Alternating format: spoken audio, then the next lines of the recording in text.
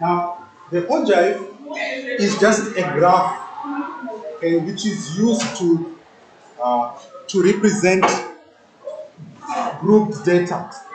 Okay, so you can use a graph which is called an ogive to represent the distribution of group data. Okay, now with an ogive, first you must have a frequency table. This is called a frequency table.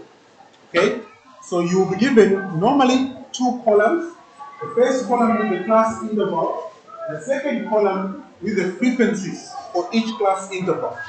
Okay, now if you want to draw the ogive, you need two other columns, okay, that you have to add. So I'm going to add the first column.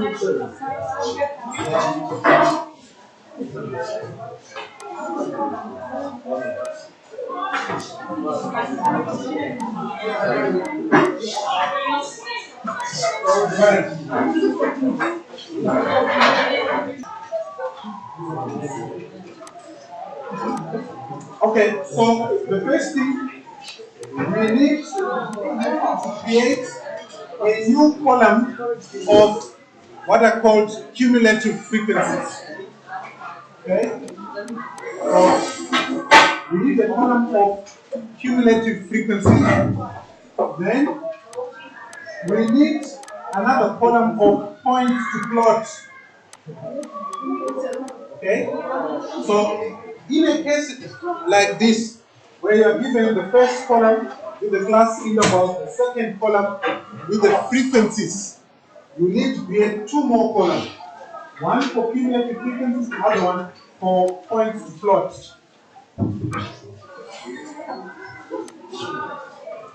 Please make sure you pay attention. Make sure you pay attention. Now, for your cumulative frequencies, the way you get them is just by adding consecutive frequencies. Okay, I'm going to repeat that. In order to get a cumulative frequency, you just have to add all consecutive frequencies. Okay, or you can add all the previous frequencies with the current one. So the first cumulative frequency is going to be 3 because there is no other frequency before it. The first cumulative frequency is going to be a 3 because there is no other frequency before it.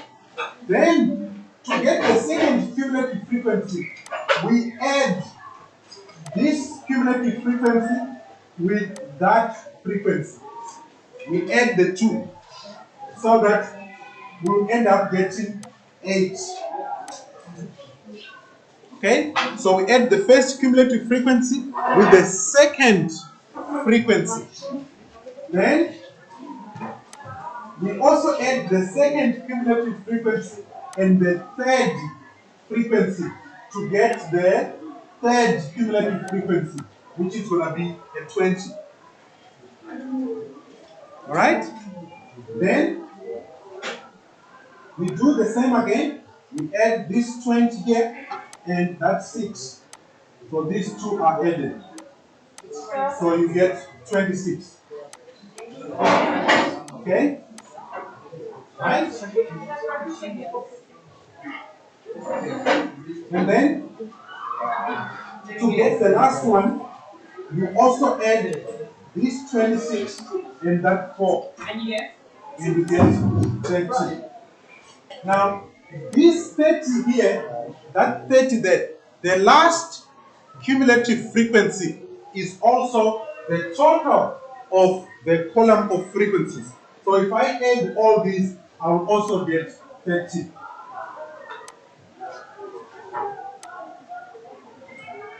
So if I add all of them, I'll also get 30. You can verify that. Okay. Always, the last cumulative frequency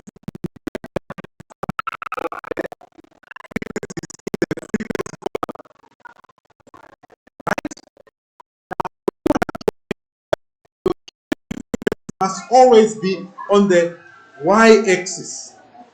The cumulative frequency must be on the y-axis. The class intervals must be on the x-axis. But now, with an ogive, we don't use the class intervals themselves. We use the upper limits. The upper limits of the class interval will be our x values. So, our points to plot, okay, for the first class interval, it will be 100. Okay, let me use a different color there. It will be 100. That will be my x value. My y value, it will be 3. Okay? The points to plot on the ogive are such that the x values are the upper limits of the class intervals. The y values will be the cumulative frequencies. I'm going to repeat that. On an ogive,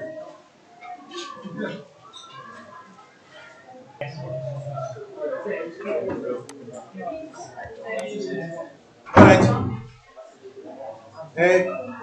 I'm going to repeat what I just said. If you want to draw the ogive, you need two sets of values. One, you need the upper limits of the class intervals. Those will be your x values. You also need the cumulative frequencies themselves. Okay? So, for the first class interval, the upper limit for the first class interval is 100. What is the cumulative frequency? It's what? 3. So this 100 becomes x, the 3 becomes your y when you are plotting on the ogive. Okay, I'll show you just now. Yes?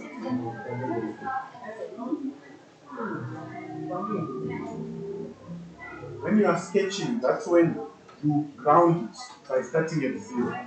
We are not sketching here. We are completing the frequency table. Okay, so wait until I start sketching. Okay. Then the next one will be 208. And then the next one will be 320. Then the fourth one will be 426. And the last one it will be 530. Okay, so these are the points that you have to plot. Okay, now the ogive, it has got a shape which is S-shaped. It looks like this. That's the general shape of any ogive. Okay, it's S-shaped. If anyone wanted to ask something, yes? It's a graph which is used when you want to analyze grouped data. Okay, when you want to analyze the distribution of grouped data, you draw what's called an ogive. It's also called a cumulative frequency graph.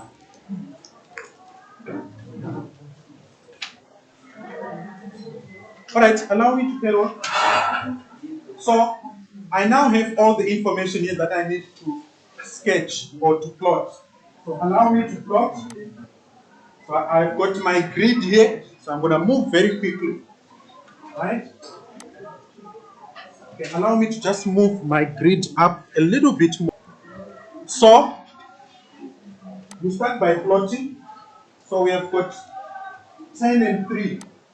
Remember, I said the cumulative frequencies must always be on the y-axis. So we have the cumulative frequency here. Then on the y-axis, we are going to have our x values. In this case here, they are going to be the class, okay, in rand, okay.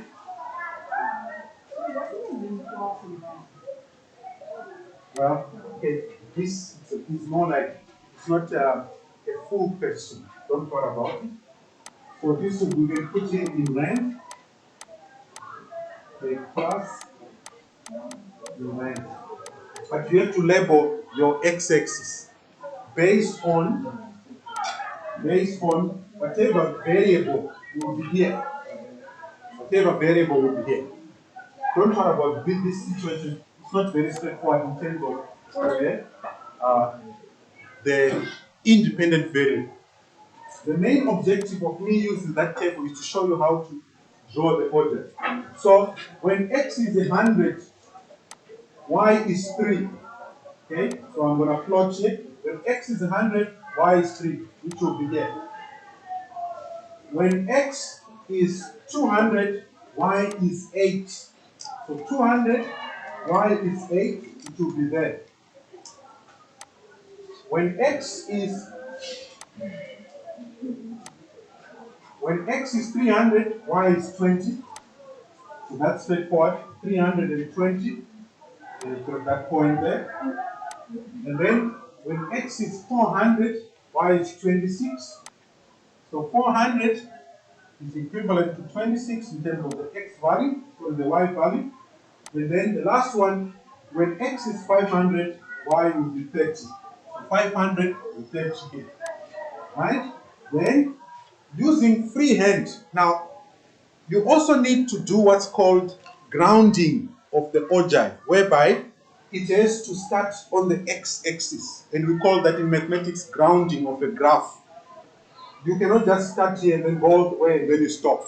It has to be grounded on the x-axis. Okay? So in this case here, we ground it at the origin. Okay? You ground it at the origin. Sometimes you can ground it from a point which is not the origin. Like say just a few units away from the origin. But for this case here, we have to ground it at the origin. Yes? So an example, so it only starts with E if you ground it not at the origin but grounded before. Yes. Okay. So let me just draw. Now when you're drawing, use freehand, no ruler. No ruler. Freehand. So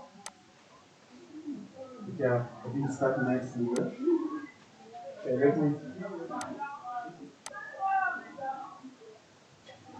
Remember, I said it's S-shaped. We don't expect you to be 100% perfect, but at least you must do what I'm doing. Okay, so that's the shape. Okay, now on this ogive, we can determine the median, we can determine the model class, but the model class is very simple because you can identify it from the frequency table.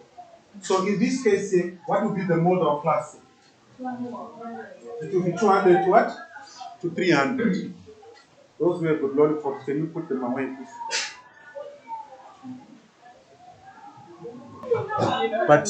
But this is not the time. Okay? Right? So this is the ogive. Now on this ogive, we can determine the median. Now the median position on an ogive is always equal to half n. The median position on an ogive is always equal to half n, where n, that n there, is equal to the sum of the frequencies. Are you following that? So in this case, the sum of our frequencies is what? What is the sum of the frequencies? It's 30. Okay? So if I want to determine the median, okay, I just have to multiply a half times 30. Okay? Yes, but 15 now, can you pay attention? 15 will be on the y-axis. So you go to 15 here, then you approximate the value for x. You go down like that. So then you get your value. Yeah, maybe around 250, 260 there. Are you following that? So your Q2 is going to be here. Remember, your answers must be in terms of whatever variable is on the x-axis. The y-axis is for cumulative frequencies. Okay? When you use half times n for the median position, be aware that the answer you get, it will be a frequency. So you go to the y-axis, identify where the value is. Then you draw a horizontal line using a ruler. You draw a vertical line to identify the x value. So this will be your Q2. You can draw a box and whisker on a on an Ogive. Okay? Now let's carry on. Now if you want a lower quartile Q1 position, it will be equal to a quarter n. So a quarter of 30 will give you 7,5. So you go to 7,5 here, it will be somewhere there. Then you draw a horizontal line, and then you come down. Which in this case, it will be about 200. Now, if you write, say, 195, maybe 205, it may be acceptable. Because here we are approximating the quartiles. Okay? Then Q3 position will be equal to 3 quarters times n. Now 3 quarters of 30, well, it will give you 7,5 times 3, that will be 22,5. So go to 22,5, let me use a different color. Right, 22,5 is somewhere there. You go straight, you identify the value there. You must use a ruler. Okay, so this will be Q3. And this one here is Q1. So it's possible to get a question when you give us a shot and tell you to Yes. Yes. Okay. I'm following what I'm doing. Right. So you can determine your lower quarter, your median, and also your upper quarter from the Ogive. But remember these three formulae. Okay. All right. Then, but you guys got any question? Why are we using a quota? Well, why are we using the interval of a quota? Because why are we using total or third? Because three quotas are the same. Why do we have to use one over four? Why not one over two? Okay. Let's